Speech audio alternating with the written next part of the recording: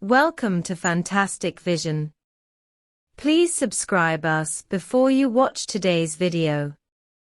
If you always watch our channel, you may know that the news of the US ban on Chinese semiconductor. We all know that with the rapid development of China's technology, the United States is about to surpass them, and even at the expense of its own interests, it must prevent the rise of Chinese chips.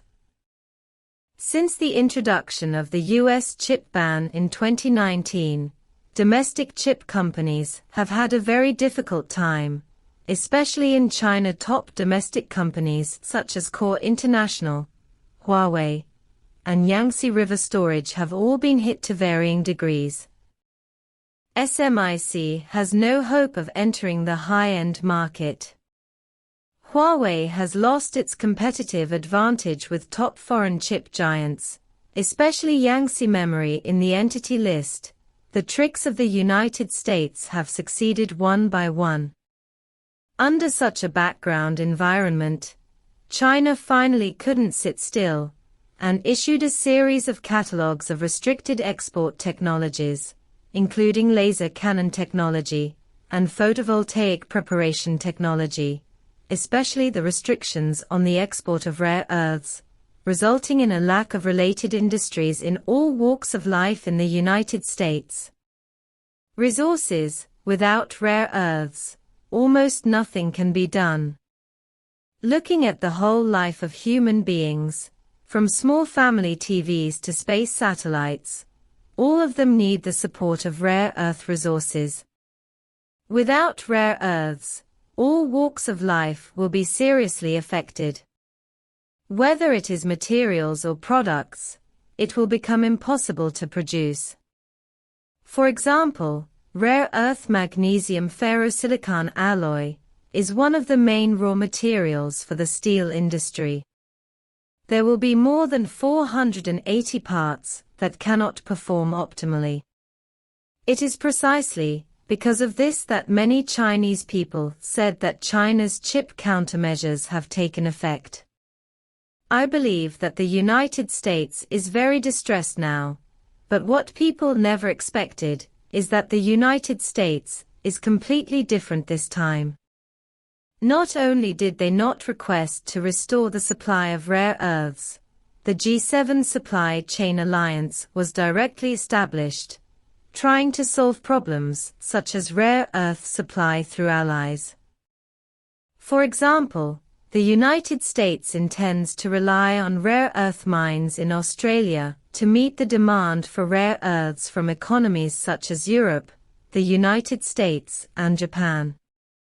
That is to say, the United States is not only thinking of itself, but now includes Europe and Japan, which is rare in history.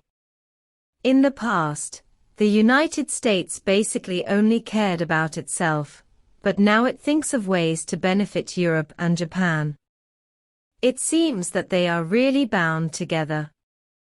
I have to say that it seems that the United States is really going to fight us to the end. Why do you say that?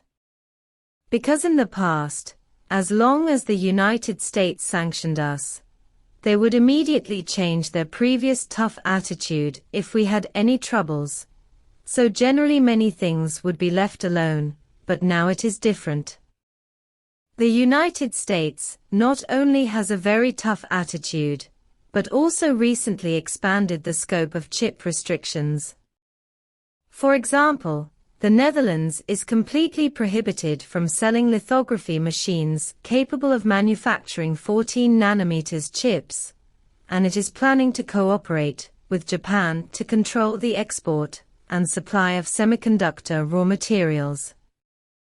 In particular, the Netherlands has also stood up, claiming that they cannot see the development potential of Chinese chips, so they plan to follow the United States. Sanctions on China, that is to say, not only the United States, but also the attitude of Europe has become tougher. Why have their attitudes become so tough? Why did the attitude toward China turn 180 degrees? I think it is more or less closely related to the restrictions on the export of rare earths. As we all know, rare earths are the most important mineral resources in the United States, Europe and Japan.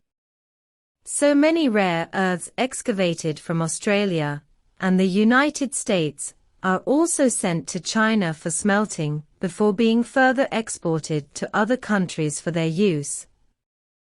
That is to say, they will not use the resources they have, and they must rely on China's rare earth technology to further use the resources.